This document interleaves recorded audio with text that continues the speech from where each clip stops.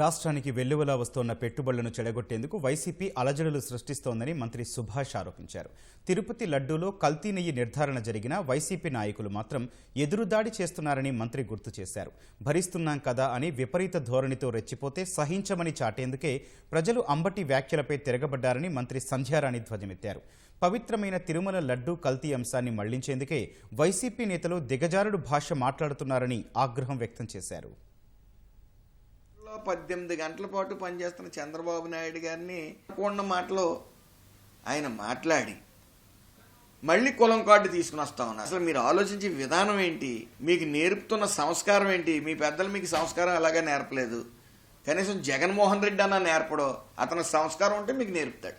నీతివంతమైన రాజకీయాలు చేస్తూ వెల్లువల పెట్టుబడులు తీసుకుని వచ్చిన చరిత్ర ఆయనదైతే ఇక్కడ నుంచి పరిశ్రమలన్నీ పారిపోయేలా చేశారు. మీరు ఉద్దేశపూర్వకంగా బూతులు తిట్టడం, ఉద్దేశపూర్వకంగా ప్రజలను రెచ్చగొట్టడం, ఉద్దేశపూర్వకంగా కులాల మధ్య కుంపట పెట్టడానికి ట్రై చేయడం, ఇవన్నీ కూడా మీరు డైవర్ట్ పాలిటిక్స్. ఇక్కడ వస్తున్న పెట్టుబడులను ఆపుదామని ఒకటే ఎత్తు అయితే, టీటీడీ ప్రసాదంలో జరిగిన అవినీతి కానీ అలాగే రసాయనాలు కలపడం కానీ వీటిలన్నిటి నుంచి తప్పించుకోవడం కోసం మీరు వేసే ఎత్తుగడలో ప్రజలు గమనిస్తున్నారు.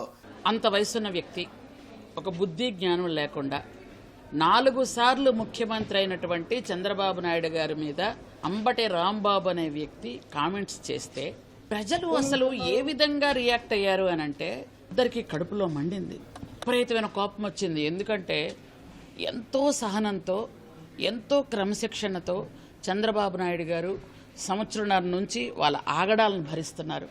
అయినా భరిస్తున్నాం కదా అని విపరీత ధోరణకు వెళ్ళిపోతున్నారు.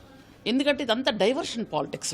వాళ్ళు ఏంటంటే తిరుమల లడ్డూ గురించి ఎవరైనా మాట్లాడతారేమో అని భయపడి అంబటి రాంబాబు లాంటి ఒక మనిషిని చంద్రబాబు నాయుడు గారు తిట్టడానికి పంపించారు.